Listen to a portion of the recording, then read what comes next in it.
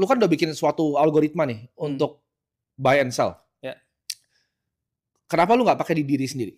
Oke. Gue bikin AI adalah karena gue merasa, again, once your size is lumayan, gue nggak bilang gue triliuner ya, tapi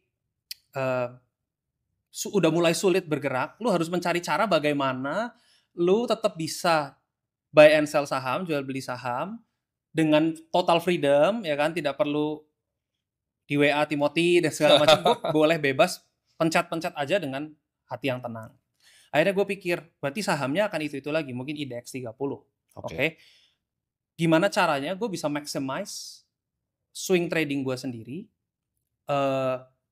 dan gue bisa jalan-jalan tetap, karena kan gue senang ingin berlibur. Gue inget pas gue jadi YouTuber, ini gue agak cerita sedikit nggak apa-apa. Pas gue jadi YouTuber tahun 2018, gue tuh sering dijadikan YouTuber percontohan. Jadi kalau ada apa-apa Indonesia tuh yang dikirim gue. Karena mungkin ya sering bikin review teknologi dan lain-lain gitu.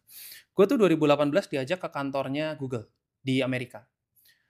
Di situ dibawa ke kantornya dia ada semacam project rahasia gitu. Kayak misalnya barang-barang yang belum keluar. Seperti misalnya, lu tahu di San Francisco ada mobil Waymo yang nyetir sendiri. 2018 tuh gue sudah naik itu. Pada saat itu masih belum diuji di publik. Kayak lihat-lihat apa teknologi yang muncul. Drone yang bisa delivery itu 2018 sudah. Dan waktu itu gue bikin di YouTube channel gue yang lama. Di situ pertama kali gue melihat ada AI. 2019 diundang lagi gue ke Jepang. Suruh interview orang. Gue pikir ya interview aja. Ternyata orangnya ini orang yang penting. Namanya adalah Jeff Dean. Yang mana beliau ini ternyata adalah yang bikin AI-nya Google. Yang mungkin sekarang bertransformasi jadi Nano Banana, and Gemini, and everything. Dari situ gue dipertontonkan bahwa ini tuh bisa pattern recognition.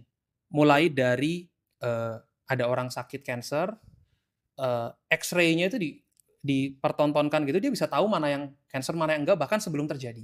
Nah, dia tuh bisa predict the market dan dia bisa react lah. Bukan market, maksudnya pada saat itu cancer. Nah, gue teringat lagi momen-momen itu, dan gue dikasih seperti machine learning kit kecil, gue banyak ngutak-ngatik, belajar coding dan segala macam. Gue pikir kayaknya bisa nih. Tahun 2022 akhir lah. Kayaknya dengan pengetahuan gue di market, gue bisa mensistemkan apa yang ada di kepala gue sendiri. Mulailah gue meng-hire orang-orang yang expert di bidangnya. Ada orang quant, ada orang saham, ada segala macam, beberapa orang yang pinter-pinter, dan semuanya bukan orang saham. Gue edukasi mereka tentang market Indonesia. Mereka bikin algoritmnya, gue ada di situ, dan gue bisa supervise, ini nggak akan jalan market Indonesia. Pasti lu dikarungin, pasti lu nggak bisa.